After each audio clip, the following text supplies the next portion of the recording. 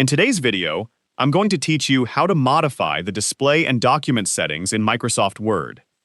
Start by opening Microsoft Word and going to the File menu. From there, select Word Options to open the Settings window. This section contains several options that allow you to customize how Word displays documents, handles formatting marks, and saves your files. Once the Word Options window is open, select Display. This section provides several settings that control how information appears on your screen. You can review the available page display options and select the settings according to your requirements. You can also choose different formatting marks to display while working on a document. These marks can make it easier to understand the structure and formatting of your document. Once you select the formatting marks you want to see, they will become visible on the screen while you work. The Display section also includes printing options. These settings allow you to specify which elements of the document you would like to include when the document is printed. Review these options and adjust them according to your requirements.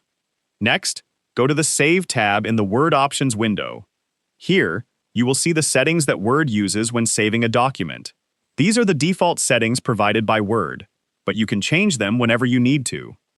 The Save section also includes options related to offline editing. From here, you can choose whether drafts are saved on the computer or on the web server. Select the option that matches how you want Word to handle your documents while working offline. Now, let's modify the document's page setup. Go to the Page Layout tab in the Word document, then select Margins. From the drop-down menu, choose Narrow. This changes the document margins to provide more space for your content on each page.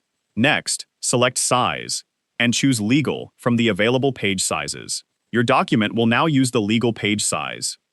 Once these changes are complete, open the Page Setup dialog box. From there, select the Set as Default button.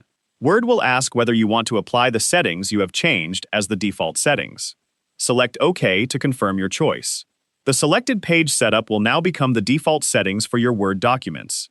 And that's how you can modify the display and document settings in Microsoft Word, including display options, formatting marks, saving preferences, margins, and page size.